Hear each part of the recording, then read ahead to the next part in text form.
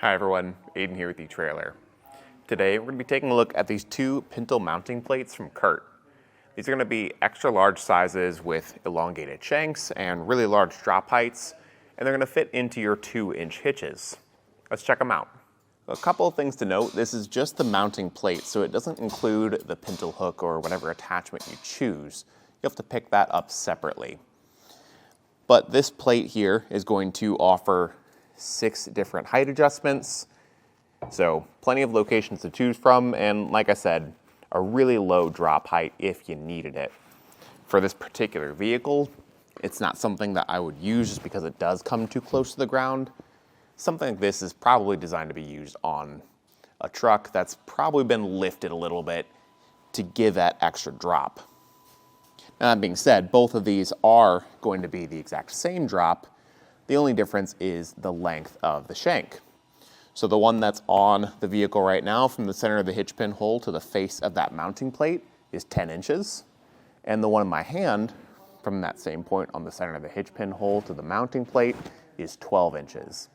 So the only difference you're gonna get is just a little bit of extra clearance with this one here, which can come in handy if you did have something like a spare tire mounted to the back of your vehicle or some other obstruction.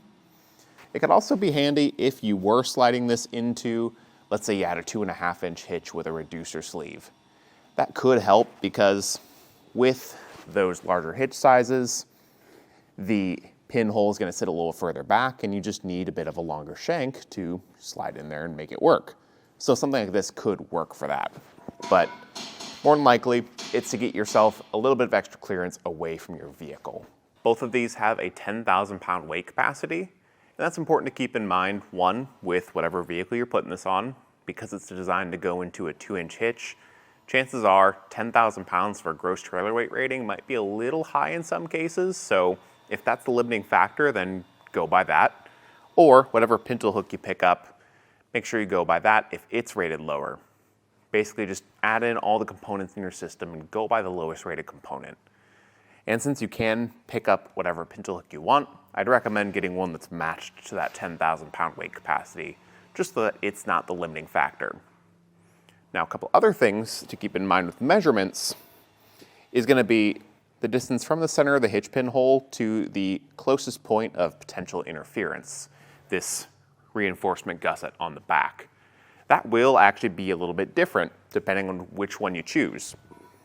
On this 10-inch shank, it's going to be 3.5 inches of clearance from the hitch pin hole to that reinforcement gusset, which in some cases doesn't leave you a whole lot of room. If you are trying to put this into a larger hitch size with a reducer sleeve, it probably won't work. You might run into issues there. Whereas on the 12-inch shank, that distance is going to be 5.5 inches.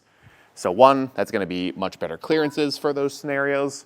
But if you were trying to do something like add an anti-rattle device to the outside of that shank, you'd have more room to do that comfortably on the larger size.